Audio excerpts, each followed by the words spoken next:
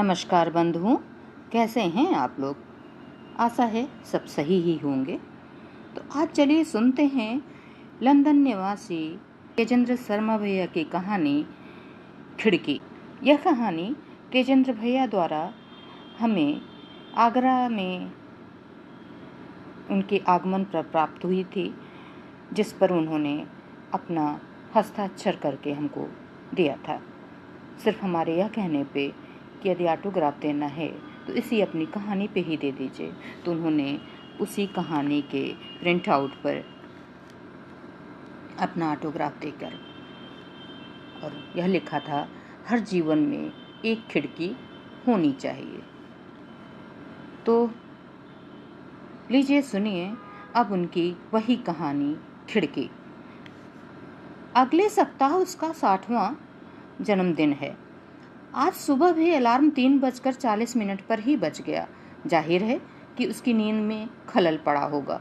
वह स्वयं भी भूल जाता है कि शनिवार की रात उसे अपनी ब्लैकबेरी फ़ोन से अलार्म की सेटिंग हटा देनी चाहिए। हमेशा ऐसा ही होता है। हर रविवार की सुबह झुंझला कर उठता है और अपने आप को कोसता है, फिर अपने फ़ोन पर अलार्म को डिसमिस करता है और दोबारा सोने का प्रयास करता है। पिछले 2 वर्षों से वह अकेला रह रहा है। उसकी दिनचर्या हमेशा एक सी ही रहती है। सुबह की शिफ्ट हो या दोपहर की, पूरा सप्ताह एक सा ही बीतता है। सुबह की शिफ्ट में 3:40 पर उठता है, ब्रश करता है, टॉयलेट से फारिग होता है, स्नान करता है, अपने लिए सैंडविच बनाता है, जिसे किचन फाइल में पैक करके चाय बनाकर एक डाइजेस्टिव बिस्किट के साथ सुड़क लेता है। यूनिफॉर्म पहनता है, अपने ईमेल चेक करता है और तब तक टैक्सी के आने का समय हो जाता है। 4:40 पर टैक्सी लेने आ जाती है और वह अपना बैग लेकर टैक्सी में बैठ जाता है। वह रेलवे में काम करता है। यात्रियों की सेवा उसका धर्म है। करीब 15 वर्षों से यही तो कर रहा है। वाटफोर्ड, हाई स्ट्रीट और बुसी में वर्षों काम करता रहा है। आजकल हैचहैंड स्टेशन की टिकट खिड़की पर बैठा अपनी मुस्कान बिखेरता रहता है। उम्र के बढ़ने ने उसकी मुस्कान में कोई कमी नहीं आने दी है। वह अपने यात्रियों से कभी भी अक्खड़पन से बात नहीं कर पाता। दरअसल अक्खड़पन उसके व्यक्तित्व में शुमार ही नहीं। उसके साथ यह समस्या रही है कि उसके हंसकर बोलने के अंदाज के कारण बहुत सी महिलाओं को गलतफहमी हो जाती है कि वह उन्हें पसंद करने लगा है। यात्रियों में सभी तरह के लोग शामिल हैं, यानी कि गोरे, काले, चीनी और दक्षिणी एशियाई मूल के लोग। वह विद्यार्थियों के प्रति अधिक कोमल बना रहता। एक सी यूनिफॉर्म में सजे हुए बच्चे उसे बहुत प्यारे लगते। उसके साथ बहुत बार होता रहा है कि किसी विद्यार्थी ने अपना ऑयस्टर कार्ड गेट लाइन पर छुआया और पाया कि उसके कार्ड में पैसे समाप्त हो चुके हैं। विद्यार्थी छोटा सा मुंह बनाकर उसकी खिड़की के सामने खड़ा हो गया कि वह स्कूल कैसे जाए। मन ही मन वह उस बच्चे के माता पिता पर झुंझलाता है। वे इतना भी ख्याल नहीं रखते कि बच्चे के पास स्कूल जाने का किराया भी है या नहीं। ऐसे बहुत से बच्चों के ऑयस्टर कार्ड में वह कई बार 1 या 2 पाउंड डाल चुका है। वह रेसिस्ट तो कदापि नहीं था, मगर फिर भी सोचने को मजबूर हो जाता कि भारतीय उपमहाद्वीप के किसी विद्यार्थी के पास कभी किराए की कमी नहीं होती थी। यह सवाल उसे हैरान भी करता और भारतीय होने पर गर्व भी महसूस करवाता। वह रेलवे में होने वाले बदलावों का साक्षी रहा है। जब उसने रेलवे में नौकरी शुरू की थी तो पूरे ब्रिटेन की रेलवे राष्ट्रीयकृत थी। उसका एक ही नाम था, ब्रिटिश रेल। सभी कर्मचारियों को पूरे देश में मुफ्त यात्रा करने की सुविधा मिलती थी। फिर सब कुछ बदल गया। रेलवे के टुकड़े हो गए। हर टुकड़ा एक निजी कंपनी बन गया। बस परिवार के बारे में सोचते ही उसके विचारों में दर्द का एहसास शामिल हो जाता है।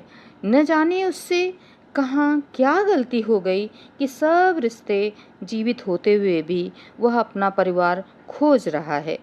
उसने अब सोचना बंद कर दिया है कि गलती किसकी थी। दो रिश्तों के बीच पैदा हुई दरार के बारे में सच्चाई उन दोनों को ही मालूम होती है, बाकी सब तो झूठ ही कहलाएगा। झूठ सच के मसले भी तो उसके जीवन को मथते रहते हैं। कभी कभी तो लगता है कि सारे जहां का दर्द बस उसी के दिल में है। उसे इस बात की भी परेशानी है कि रेलवे ने भला ऑयस्टर कार्ड का सिलसिला शुरू ही क्यों किया। अच्छे भले कागज के बने टिकट होते थे, जब जी चाहे खरीदो, यात्रा के बाद मामला खत्म। मगर नहीं, कागज के स्थान पर प्लास्टिक के कार्ड बना दिए हैं। कर्मचारियों की संख्या घटाकर स्टेशन पर लाखों रुपए के गेट लगवा दिए। ऑयस्टर कार्ड गेट को छुआया और खुल जा सिमसिम की तर्ज पर गेट खुल गया। अरे भाई, जीवन में मशीन पर इतना आश्रित क्यों हुआ जाए। मशीन रोजाना तंग करती है, गलतियां करती है, फिर उन्हें सुधारा जाता है। यदि गेट खुले हैं तो कभी कभी यात्री अपना कार्ड छुआना भूल सकता है।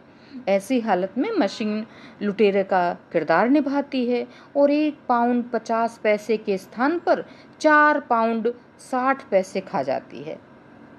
बुसी में आज तक गेट नहीं लगे, मगर वहां भी ऑयस्टर रीडर लगा दिए गए हैं।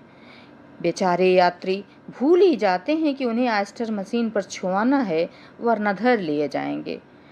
फिर भी उसे लंदन एक मामले में दिल्ली और मुंबई से बेहतर लगता है। यहाँ यदि यात्री बिना टिकट यात्रा करता भी है तो उसे अपराधी नहीं माना जाता।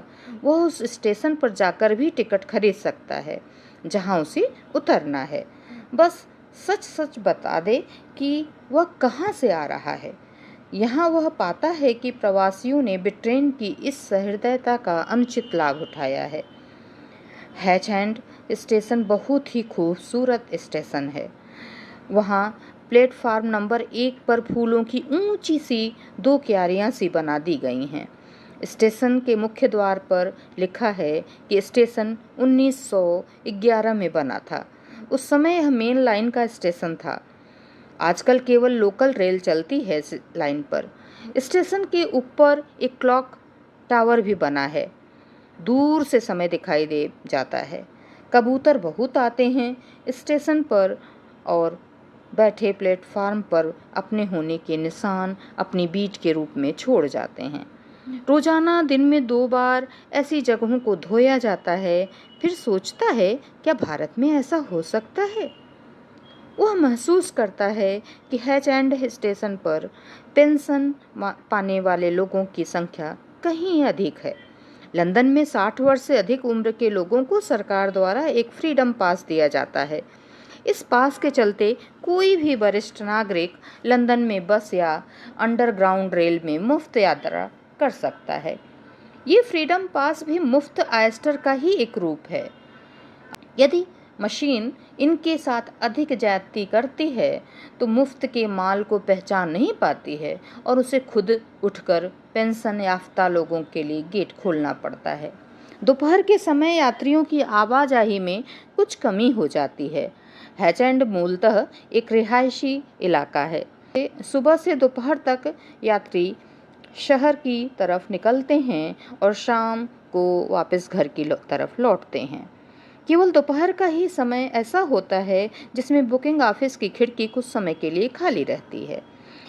इसी काल के दौरान कुछ ऐसे पेंशन याफ्ता यात्री उससे कुछ सूचनाएं मांगने आते हैं। कुछ रटे रटाए से प्रश्न, मुझे अगले महीने की 20 तारीख मैनचेस्टर जाना है और 25 को वापस आना है, टिकट कितने का होगा? वाटरफोर्ड जंक्शन के लिए कौन सा प्लेटफॉर्म होगा? आज रेल सर्विस ठीक चल रही है? सीनियर सिटीजन रेल कार्ड कितने का पड़ता है? इससे कितना डिस्काउंट मिलता है? एक गुजराती महानुभाव तो एक ही बात पर रोज पूछते, इस वीकेंड में रेलगाड़ियां चल रही हैं ना? कोई इंजीनियरिंग काम तो नहीं चलने वाला? शुरू शुरू में उसे बहुत हैरानी होती कि कुछ जाने पहचाने से चेहरे बस एक से सवाल पूछ कर चले जाते हैं। उसके साथी कर्मचारी उनका मजाक उड़ाते, किंतु उसे उनकी आंखों में एक विचित्र सा सूनापन महसूस हो जाता। जिस दर्द को वह अपने भीतर छुपाए हुए था, वही दर्द खिड़की की दूसरी ओर उसे झिझोड़ता दिखाई देता। ऐसा क्या है उसे उनके दर्द को अपना दुख बना रहा है? जाहिर है ये लोग पागल तो हो ही नहीं सकते। उसने तय कर लिया है कि अब वह उन्हें टालेगा नहीं, उन्हें यही महसूस कराएगा कि उनकी बात को गंभीरता से सुन रहा है। अब वह बहाने से उनका नाम भी पूछने लगा। जी, आपको कब यात्रा करनी है? आपका नाम, टेलीफोन नंबर? अब उसके पास करीब 8 नाम हो गए हैं। 5 अंग्रेज, 2 भारतीय, एक अश्वेत नाम। उसके भीतर का भारतीय इस बात से परेशान था कि अकेलेपन की इस सफर में भारत के लोग क्यों शामिल हैं। फिर अपने भीतर झांकता, अकेलेपन की एक लंबी डगर, दूर दूर तक सन्नाटा, कहीं कोई आवाज नहीं। चींटी के सांस लेने की आवाज भी उसके भीतर सुनाई दे जाए। पत्नी अकाल मृत्यु को प्राप्त हो गई। पुत्र लंदन के एक हिस्से में ही रहता है, पुत्री भारत में है और वह अपना भोजन स्वयं बनाने को अभिशप्त है। अब उसने खिड़की को ही एक घर बना लिया है। उसके मित्रों ने भी आपस में दिन बांट लिए हैं।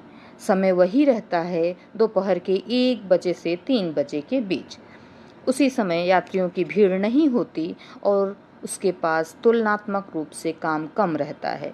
अब उन्हें टिकट की झूठी इंक्वायरी करने की आवश्यकता महसूस नहीं होती। वे सीधे आकर उससे बात करते हैं। वह भी उन महिलाओं को गार्जियस, ब्यूटीफुल, लवली लेडी कहकर संबोधित करता है। पुरुष उसके लिए यंग मैन होते हैं। दर्द सबका एक ही सा, टीस उठती। हैरानी भी होती है कि सबकी समस्या एक सी क्यों है। यह अकेलेपन किसी मजहब, किसी जात, किसी समुदाय का मोहताज नहीं होता, बस किसी को भी अपने शिकंजे में जकड़ लेता है। सबरी नाइटली से है, यहाँ आकर बस गई है। बच्चे बड़े होकर फुर्र से उड़ गए। उसे बस मदर्स डे पर कार्ड आ जाता है। उसे नहाना तक याद नहीं रहता। जब से खिड़की पर आकर खड़ी होने लगी है, नहाने के बाद परफ्यूम भी लगाने लगी है। जॉन की समस्या है कि उसके 3 बेटे हैं, मगर उसे काउंसलिंग के भरोसे ओल्ड पीपल्स होम में रहना पड़ रहा है। वह अपने अच्छे दिनों की यादें बांटने के लिए खिड़की पर आ खड़ा होता है। मुड़ी पीट लिए पटेल साहब अफ्रीका से इदी अमीन द्वारा निकाले गए थे। बच्चों ने भी दिल से निकाल दिया। हर गुरुवार नॉर्थविक पार्क अस्पताल में कम्युनिटी सर्विस करते हैं, मगर अकेलापन अपना जहर उन पर भी फुफकारता रहता है। उसकी सबसे प्रिय मित्र बन गई है कैसी। कैसी 70 साल की है, छरहरी है, प्रतिदिन एक्सरसाइज करती है, साफ सुथरी है, मगर आंखों में खालीपन के अतिरिक्त कुछ भी नहीं।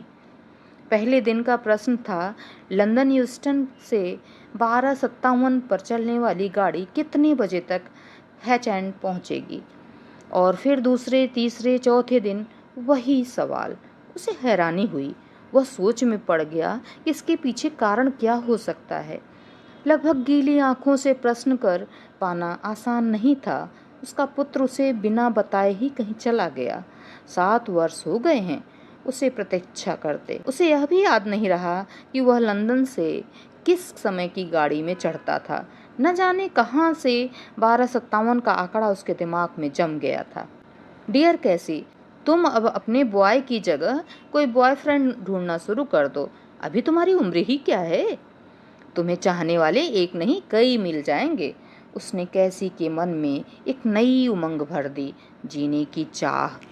खिड़की ने अचानक सबके जीवन में जीने की ललक पैदा कर दी है। जी तो वे पहले भी रहे थे, मगर अब वापस इंसान बन गए हैं, क्योंकि इंसान को जानवर से अलग करने वाली चीज है संप्रेषण। यदि आप बातचीत ही नहीं कर सकते तो भला इंसान किस प्रकार के हुए। अब उस स्टेशन पर उसने अपना एक परिवार खड़ा कर लिया है। अपने मित्रों के लिए चिकन करी बनाकर लाता है, अलग अलग प्लास्टिक के डिब्बों में डालता है। दोनों भारतीय शाकाहारी हैं, मगर बाकी सभी उसकी स्वादिष्ट पाक कला का आनंद उठाते हैं। अबाना अफ्रीका से है। वह अपने हाथों से उसके लिए मटन पुलाव बनाकर लाती है। उसे जीने का कारण मिल गया है। हैचएंड स्टेशन की यह खिड़की अचानक स्वर्ग का द्वार बन गई है। उसे मिलाकर 9 लोगों को जीने का कारण मिल गया है। पिछले सप्ताह भर से सोच रहा है कि अपना 60वां जन्मदिन कैसे मनाए भी या नहीं। बस हो गया निर्णय। अब खिड़की को केवल खिड़की नहीं बनी रहने देगा, अब खिड़की से बाहर निकलना होगा। उसने देखा है कि परिवार अपने बच्चों का जन्मदिन मैकडॉनल्ड रेस्टोरेंट में गुब्बारे और सजावट के साथ मनाते हैं। उसे अपने भीतर भी एक बच्चा चहकता हुआ महसूस हुआ। उसने निर्णय ले लिया था, उसके खिड़की के साथी बच्चे सभी मिलकर मैकडॉनल्ड में ही उसका जन्मदिन मनाएंगे। उसने फ़ोन उठाया और मैकडॉनल्ड का नंबर मिलाने लगा। ये थी तेजेंद्र शर्मा भैया की कहानी। तो आप सब सुन के बताइए कैसी लगी। हमारे ख्याल से अच्छी ही लगेगी। एक अकेलेपन की कहानी है, एक घिसी पिटी दिनचर्या को लिखते हुए कहानी में एक मोड़ आता है जिस पे वो भी लोगों के दुख सुख में शामिल होकर अकेलापन भूलकर उस घिसी पिटी ज़िंदगी को हरियाली से भर देते हैं। तो कुल मिला के खिड़की कहानी बहुत अच्छी है। आप सब भी सुनकर बताइएगा कैसी लगी, कमेंट करके अवगत कराइएगा और सब्सक्राइब करना तो बिल्कुल भी मत भूलिएगा। बहुत बहुत आभार, शुक्रिया हमारे YouTube चैनल से बने रहने के लिए।